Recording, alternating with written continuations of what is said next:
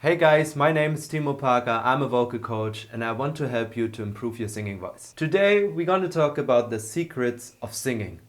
Ooh, let's get into it. So singing is just a combination of muscles that work together. And over the years I've realized that there are two essential things that are really important for singing. So I want to cover them in this video because not a lot of people talk about it and these are the bare essentials. So let's take a look at them. So the essence of singing, you could say, is actually your head voice. If you don't know what head voice is, you can click on this video. I have a slight different definition of head voice, so make sure to understand what I'm talking about. But this is essentially what you have to work on the most, is your head voice.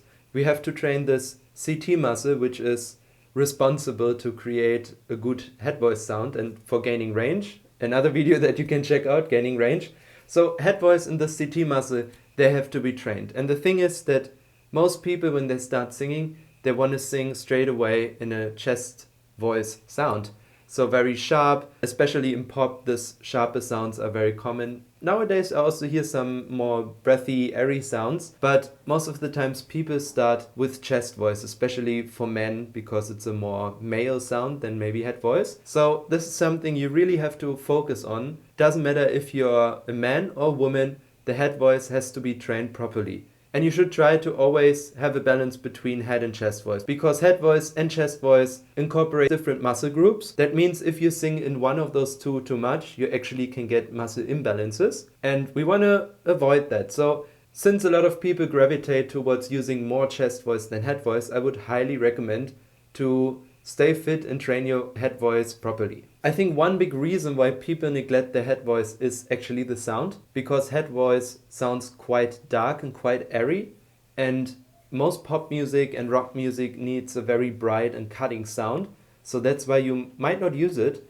And especially if you use your head voice in the lower register, you don't get a lot of volume, and that is because the vocal cords have literally no tension down there. They're just wobbling around and create this low note. And since the vocal cords are not contracted, there's just no tension, so there is not so much volume. With time, when your voice grows and your vocal cords get thicker, you're actually going to be able to create sounds in higher volume. And also you have to stay quite relaxed to create the sound, and I think a lot of us carry a lot of tension, and that's why it's a bit tough to let go and just sigh out to get this head voicey sound. And this is something we really have to pay attention, especially in the beginning, that the head voice gets enough training. I know I stress this point a lot on this channel, but it's just too important. That's why I repeat it over and over again.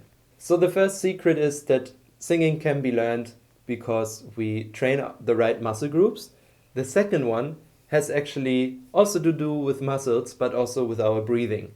I have a separate video where I explain how you should breathe while you sing. You can check it out over here. But there's a very big misconception and it's very misleading, and that's why I need to talk about this point. It's about the diaphragm. A lot of vocal coaches actually emphasize to use the diaphragm properly in your singing process, but in my opinion the diaphragm is not really necessary. At least putting the focus on the diaphragm is absolutely not necessary. I just want to quickly tell you why. So let's quickly talk about what the diaphragm actually does and where it's located. So the diaphragm is attached to your lower rib cage. So what happens when you breathe in is that the rib cage extends and the diaphragm pushes down the intestines. So the thing is, that's a muscle that is always involved in your breathing process. Putting extra focus on it will actually create, most of the times for most people, more tension. So we always want to stay relaxed in our tummy and not start pushing air from there or like creating tension inside of our body. The muscles between your rib cage, the intercostal muscles, are much stronger, and they can actually hold the rib cage open so the lungs have the capacity to stay open. And this is what most people maybe refer to support while singing. That's at least my definition. I try to keep the ribs open to give the lungs the space to expand, and the diaphragm is not really involved into that process. If we start to push a lot of air into our tummy, we also lose something that is very valuable for us singers, and that's vibrato. Because if your diaphragm gets very tense, the sound is going to get very flat. It gets very similar to screaming, because when someone screams in a stadium, I actually have never heard someone screaming with a nice vibrato. Have you? I believe not. That's why we have to keep the focus up here and not down here in the belly. So try to stay relaxed. Of course, the diaphragm is involved in the process, but it's not the main focus. And I think you can experience this tension yourself if you're lying down on a flat surface or you're sitting and you're breathing in normally. A deep breath, you stay relaxed in your tummy.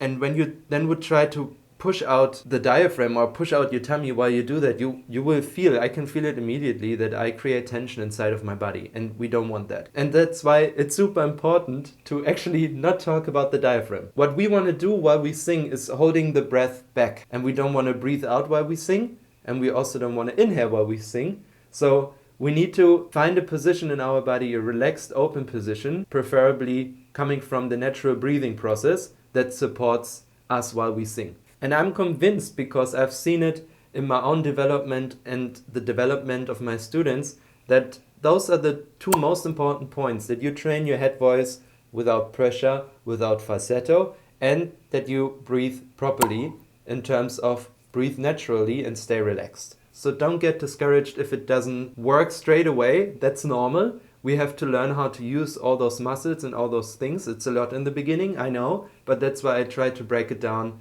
step by step. Alright, those are the secrets, in my opinion, of singing. If you enjoyed this video, make sure to give it a thumbs up. I have more videos coming up about voice training and how you can develop your singing voice. So make sure to subscribe to my channel to not miss out on them.